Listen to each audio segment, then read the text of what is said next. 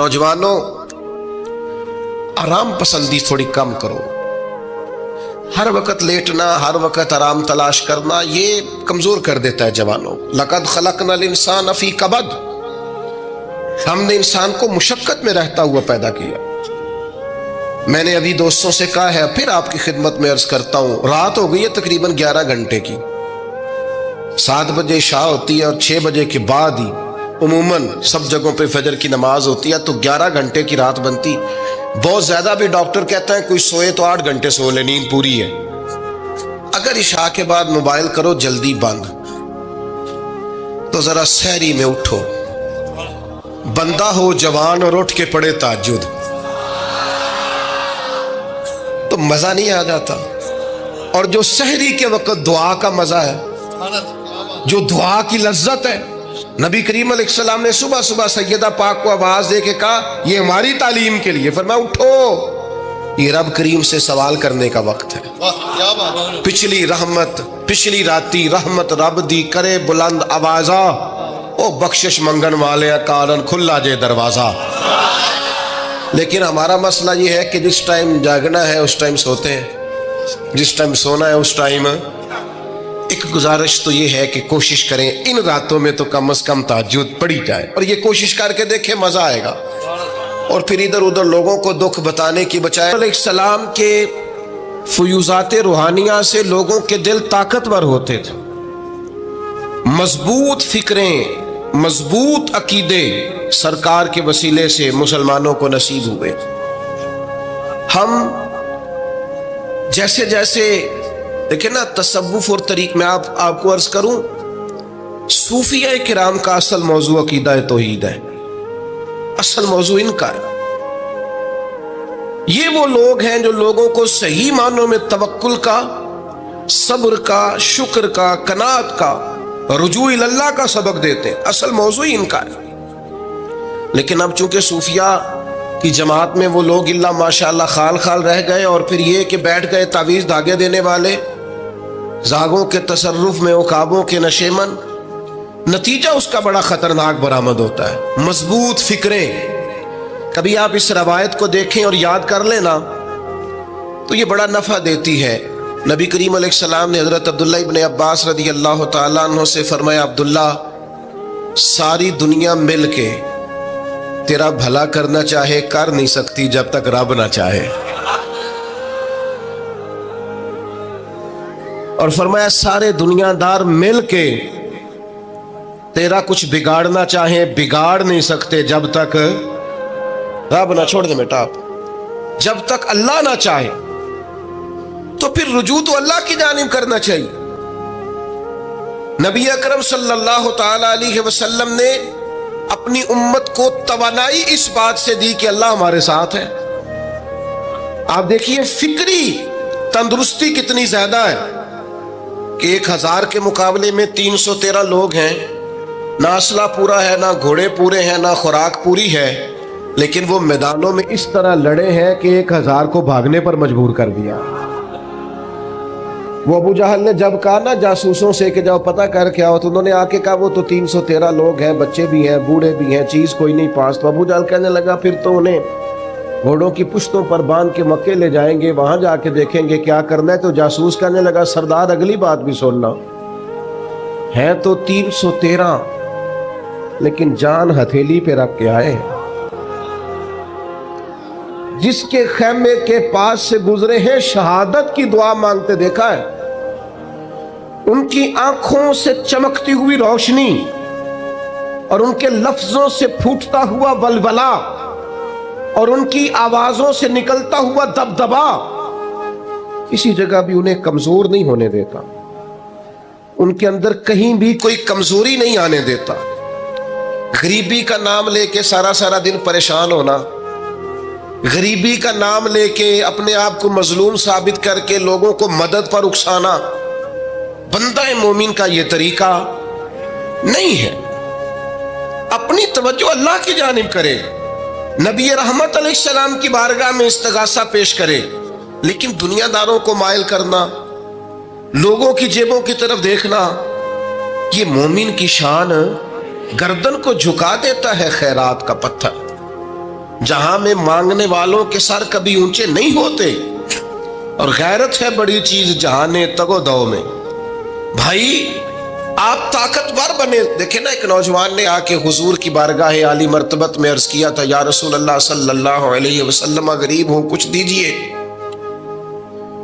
تو حضرت جابر بن عبداللہ رضی اللہ تعالیٰ عنہ فرماتے ہیں، ہم نے حضور سے بڑا کچھ سنا، یہ لفظ نہیں، لفظ لا، یعنی میرے پاس نہیں ہے، یہ ہم نے حضور سے سنا ہی نہیں۔ ایسا کوئی محبوب کہیں ہوگا نہ کہیں ہے، بیٹھا ہے چٹائی پہ مگر عرش نشیں ہے، اور ملتا نہیں کونین کو کیا کیا تیرے در سے، بس ایک لفظ نہیں ہے جو تیرے لب پہ نہیں ہے۔ اور یہ فاضل بریلوی رحمت اللہ علیہ کا انداز بھی دیکھیے، کہتے ہیں واہ کیا جود و کرم ہے شہ بطحا تیرا۔ اور یہ ذرا دیکھیے شعری ذوق دیکھیے، واہ کیا جود و کرم ہے شہ بطحا تیرا، نہیں سنتا ہی نہیں، نہیں، کیا انداز ہے۔ اب یہ کیسی زبان ہے اور کیسا یہ محاورے کا استعمال ہے، جو شعری ذوق رکھتے ہیں وہ سمجھیں۔ کہتے ہیں نہیں سنتا ہی نہیں، کون؟ مانگنے والا تیرا۔ یا رسول اللہ آپ سے مانگنے والا نہیں سنتا، حضور عطا کرتے۔ اور ایک جگہ پہ فرماتے ہیں، میرے کریم سے گر قطرہ کسی نے مانگا، دریا بہا دیے ہیں دربے بہا دیے ہیں۔ حضور تو دیتے، پر نوجوان نے جب آ کے عرض کی نا، یا رسول اللہ صلی اللہ علیہ وسلم کچھ دیجئے، وہ جوان ہو، چڑھتی جوانی ہو، اور پھر وہ سوال کرے۔ ہمارے ساتھ ایک دوست پڑھا کرتا تھا، یہ 3 مہینے کی چھٹیاں ہوتی تھی تو وہ مستریوں کے ساتھ مزدور لگ جاتا۔ ہم نے اسے کہا، یار تو مطلب 9th 10th کے اندر مزدوری کرنے جانا؟ تو کہندا سی، یار میں قد میرا ایڈا بڑا ہے، ابا جی کو مانگ دیا شرم آؤندی۔ یہ سوچ نوجوانوں میں پیدا ہونی ضروری ہے۔ اب میں ابا جی سے مانگوں؟ مجھے تو دینا چاہیے۔ اس نے آ کے عرض کی، یا رسول اللہ صلی اللہ علیہ وسلم کچھ دیجئے، تو حضور فرمانے لگے، تیرے پاس کچھ بھی نہیں؟ اس نے کہا، ایک پیالہ ہے میرے پاس گھر میں اور ایک کمبل ہے۔ اتنا غریب بندہ ہے کوئی محفل میں جس کے گھر میں ایک ہی پیالہ ہو، ایک ہی کمبل ہو؟ کوئی بھی نہیں اتنے بڑے مجمع میں۔ لیکن اگر کوئی ہماری غریبی کا رونا پوچھے تو میرا خیال ہے ہر تیسرا بندہ دوسرا بندہ غریب ہے، اور بڑا ہی غریب ہے۔ ایک پیالہ ایک کمبل، کریم نے فرمایا لے کے آؤ، وہ لائے تو محبوب فرمانے لگے، کون خریدے گا؟ ایک نے کہا 1 دینار، ایک نے کہا 2 دینار۔ محبوب نے بولی لگوا دی، 2 دینار کا بیچ دیا، فرمایا جا 1 دینار کی روٹی لے جا۔ یہ نوجوانوں کو فکر دی کہ وہ انویسٹمنٹ میں تم نے ذات سے اپنے گھر سے لینی ہے۔ وہ 10-15 ہزار کا ٹھیلا بھی کسی سے نہیں کہنا تو لگا کے دے، جاؤ 1 دینار کا کھانا لے جاؤ، 1 دینار کا کلاڑا خرید کے لاؤ۔ صحابہ فرماتے ہیں وہ کلاڑا لایا، پر نصیب دیکھو اس کلاڑے میں دستہ نبی کریم نے اپنے دستے مبارک سے لگایا۔ فرمایا جا جنگل میں جا کے لکڑیاں کاٹ اور بیچ، کھا بھی اور کھلا بھی، پی بھی اور پلا بھی، 10 دن مجھے نظر نہ آنا۔ او یارو یہ کیا بات ہوئی؟ مایوس رہنا، کمزور رہنا، فلانے نے میرے ساتھ تعاون نہیں کیا تو میں پیچھے رہ گیا، فلانے نے ہاتھ نہیں پکڑا۔ تو اپنی دنیا آپ پیدا کر، اگر زندوں میں خود جد و جہد کر، میدان میں اتر، ہمت کر۔ حضرت حسن بصری رحمت اللہ علیہ کے پاس ایک نوجوان نے آ کے عرض کی، حضور بس آج کے بعد میں نے کام نہیں کرنا۔ فرمایا تمہیں کیا ہوا ہے؟ کہنے لگا، آج میں نے عجیب منظر دیکھا ہے، میں نے دیکھا ہے کہ ایک شیر نے شکار کیا بکرے کا، آدھا کھایا ہے، آدھا منہ میں پکڑ کے پہاڑی پہ چڑھ گیا۔ وہاں ایک نابینا لومڑی بیٹھی تھی، باقی کا اس نے اسے کھلایا ہے۔ تو حضور میں یہ سمجھ گیا ہوں کہ جو رب اس نابینا لومڑی کے لیے بندوبست کرتا میرے لیے بھی کرے گا، لہذا میں نے کام نہیں کرنا۔ حضرت حسن بصری بڑا مسکرائے، فرمانے لگے کہانی میں کردار تو نے 2 دیکھے، ایک شیر ایک لومڑی۔ فرمانے لگے کیا بات ہے تیری؟ تو نے لومڑی بننے کا پروگرام بنایا, شیر بننے کا کیوں نہیں بنایا؟ تو شیر بننا, شکار کر, خود بھی کھا, دوسروں کو بھی کھلا. یہ کیا بات ہوئی؟ امت کے جوان فائلیں لیے دفتروں کے چکر لگاتے اور اپنی بغل میں کاغذات لیے امبیسیوں کے پھیرے کاٹتے اور ایجنٹوں سے سوال کرتے کہ مجھے ملک سے باہر جانا ہے, کیا طریقہ ہے؟ یہاں رہ کے بھی محنت ہو سکتی ہے, اپنی مٹی پہ چلنے کا سلیقہ سیکھو. سنگ مرمر پہ چلو گے تو پھسل جاؤ گے. دوستو سنو, میرے کریم نے فرمایا جا لکڑیاں, ایک پیشہ برا ہے میرے بھائیوں, ایک پیشہ, وہ ہے کسی کے آگے ہاتھ پھیلانا. باقی دنیا میں کوئی پیشہ برا جو ٹھیلا لگاتا ہے اور مالٹے بیچتا ہے اور سیب بیچتا ہے, بڑا عزت والا آدمی. یہ شارٹ کٹ چھوڑ دو, دوسروں پہ بھروسہ کرنا چھوڑ دو. وہ شاعر ایک بیٹھا تھا نا, شاعر مجھ سے ناراض نہ ہو جائیں, تو کئی دفعہ وہ شعر و شاعری میں بھی ان کی حالت بڑی خستہ ہو جاتی ہے. جن دنوں لوگ پتلے کپڑے پہنتے ہیں, بعض شاعروں نے ان دنوں میں بھی موٹی چادر لی ہوئی ہوتی ہے. تو ایک جگہ بیچارہ بیٹھا تھا کونے میں, اللہ ماشاءاللہ سب کی بات نہیں, تو حالت ایسی خستہ تھی. ایک بندہ 5 روپے پھینک گیا, تو تھا خوددار, بڑی تکلیف کو اٹھا اپنے پیسے. تو اس نے کہا آپ کی حالت بتا رہی ہے, آپ کو ضرورت ہے. اس نے کہا ضرورت پڑی تو اللہ رسول سے مانگوں گا, تیرے سے کیوں مانگوں گا؟ شعر بڑا قیمتی کہا. اس نے کہا یہ آرزوئے کرم اور میں آپ سے کروں, یہ آرزوئے کرم اور میں آپ سے کروں, یہ بھیک اس کو دیجئے جس کا خدا نہ ہو. میں تو وارث ہے میرے اللہ رسول, میں کو لوارث ہوں کہ تیرے سے مانگتا پھروں؟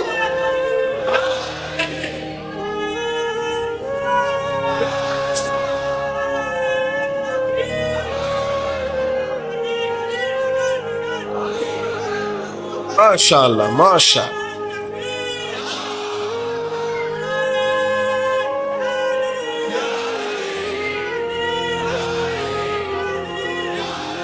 بس ہم سمجھے ہماری قیمت وصول ہو گئی. اگر خودداری پر نوجوان نعرے لگانے لگ گئے تو پھر تو بات بن گئی.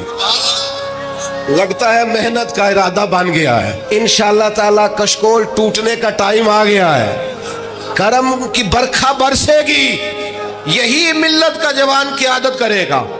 اور یاد رکھنا, ہمیشہ قیادتیں غریبوں کے بچوں نے کی ہیں, جنہوں نے آدھی قیمت پہ کتابیں لے کے پڑھی ہیں, بڑی ڈگریاں انہوں نے حاصل کی ہیں. یہ کمزور نہ پڑھو. نبی پاک داعیہ اللہ ہے, حضور نے جگایا ہے. 15 دن نظر نہ آنا, مزدوری کر. وہ نوجوان 15 دنوں کے بعد آیا. اب تیرا حال کیا ہے؟ اس نے کہا حضور پہلے ایک پیالہ تھا نا, اب سارے گھر کے برتن بن گئے. پہلے ایک بستر تھا, اب سارے گھر کے بستر. اور نوجوانوں, ہم نے سہارا بننا ہے. ماں سے کہنا ہے اب تو نے آنسو نہیں بہانے, تیرا پتر بڑا ہو گیا ہے. بہن سے کہنا ہے اب تو کبھی پریشان نہیں ہوگی, تیرا بھائی بڑا ہو گیا ہے. بوڑھے باپ کے پاس بیٹھ کے کہنا ابا جی بس اب آنسو پوچھ دو, آج کے بعد پریشان نہیں ہونا, پتر جوان ہے. اپنی بیوی سے, بچوں سے کہنا کہ کسی خواہشات پوری کرنے کے لیے تمہیں دیر تک انتظار نہیں کرنا پڑے گا, ہم میدان میں ہیں. بس اپنی مٹی پہ چلنے کا سلیقہ سیکھو. سنگ مرمر پہ چلو گے تو پھسل جاؤ گے. نبی پاک نے محنت کو سپورٹ کیا ہے, مشقت کو سپورٹ کیا. حضور علیہ السلام نے فرمایا سب سے بہترین کمائی وہ ہے جو تو اپنے 2 ہاتھوں سے محنت کر کے کھاتا ہے. فرمایا اللہ کے نبی حضرت داؤد علیہ السلام محنت کر کے کمایا کرتے. سنگیوں کام کرنا. اور دوسری بات, بھروسہ اللہ رسول پہ. بھروسہ, ادھر دیکھو میری طرف, دنیا داروں سے امیدیں لگا لیتے ہو بہت زیادہ. تو دنیا دار بندے بیچارے کمزور ہوتے ہیں. جی یہ الیکشن کے دن تھے, گزشتہ سے پیوستہ الیکشن جو گزرا ہے, تمہارا میرا ایک پیار والا دوست بھی ایک ایم این اے کے امیدوار کا بڑا ووٹر سپورٹر تھا. یہاں اس نے اس کا بیج فوٹو والا لگایا ہوا تھا. میں رات کو دیر سے جلسے سے لوٹ رہا تھا تو وہ کھڑا تھا باہر, اور اندر امیدوار صاحب تقریر کر رہے تھے. میں نے کہا ادھر آ. وہ آ گیا. میں نے کہا تو بڑا ووٹر سپورٹر ہے, جا تقریر سن جا کے, تیرا لیڈر تقریر کر رہا ہے, تو باہر گھوم رہا ہے. کہندا پیر صاحب جھوٹ پیا ماردا جے سارے. جھوٹ بول رہا ہے, کرنا کرانا کچھ نہیں. تو میں کہ یار جی ایڈے پکے ووٹر سپورٹر نو بھی پتا ہے کہ جھوٹ پہ ماردا ہے, تو ہم تو ویسے ہی سپورٹر نہیں ہیں. ہم نے تو کی محبت تو سیاست کا چلن چھوڑ دیا. ہم اگر عشق نہ کرتے تو حکومت کرتے. او بھائی, جب پکے ووٹر سپورٹروں کو امیدیں نہیں ہیں تو آپ کن سے امیدیں لگائے بیٹھے ہیں؟ آپ جدوجہد کریں اور امیدیں اللہ رسول سے. نبی پاک علیہ السلام نے فرمایا جو رب پہ بھروسہ کرے گا اللہ کی رحمت اس کی کفایت کرے گی. وَإِن يَتَوَكَّلْ عَلَى اللَّهِ فَهُوَ حَسْبُهُ, وہ اللہ پہ بھروسہ کرے گا اللہ اس کے لیے کافی ہو جائے گا. ادھر دیکھو یار موبائلوں والے دوستو, بات سنو. گھبراہٹ نہیں, ٹینشن نہیں, انزائٹی نہیں, ڈپریشن نہیں. مومن اور ڈپریشن, مومن اور انزائٹی, مومن اور ٹینشن. او جی مجھے پتہ نہیں مجھے کیا ہو رہا ہے, جی مجھے خوف آتا ہے. آپ کو خوف آتا ہے مومن ہو کے؟ آپ کو یہ کرونا کے دن تھے تو مجھے لے گئے ایک سرکاری ہاسپٹل میں, آپ کچھ یہاں بات کریں, لوگوں کو حوصلہ دیں. تو ایک ڈاکٹر صاحب مجھ سے کہنے لگے جی مجھے نہ تنگ جگہ بڑی گھٹن ہوتی ہے, تو موت سے بڑا ڈر آتا ہے, قبر تو بڑی تنگ ہوتی ہے. میں نے کہا ڈاکٹر صاحب کچھ بھی. کہنے لگے سانس ہی نہیں آتا, چاروں جانب سے بند ہے. تو میں نے کہا بچہ بھی تو ماں کے پیٹ میں سانس لیتا ہے نا. آپ نے تو سبحان اللہ کہا. وہ ڈاکٹر تھے, انہوں نے نہیں کہا. وہ کہنے لگی جو تے اماں لیندی صاحب. ہنستے نہیں جی, باتیں ہنسنے کو نہیں سنا رہا, میں فکری باتیں کر رہا ہوں. کہا وہ تو اماں آکسیجن لیتی ہے تو بچے کو جاتی ہے. تو میں نے کہا چلے ڈاکٹر صاحب وہ جو انڈے سے بچہ نکلتا ہے اس کے تو چاروں جانوں کوئی صورت نہیں ہوتی سانس کی. تو مجھے کہنے لگے آپ کہنا کیا چاہتے ہیں؟ میں نے کہا میں یہ کہنا چاہتا ہوں قبر کی دو حالتیں ہیں. قبر دوزخ کے گڑھوں میں سے گڑھا بھی ہے اور جنت کے باغوں میں سے باغ بھی ہے.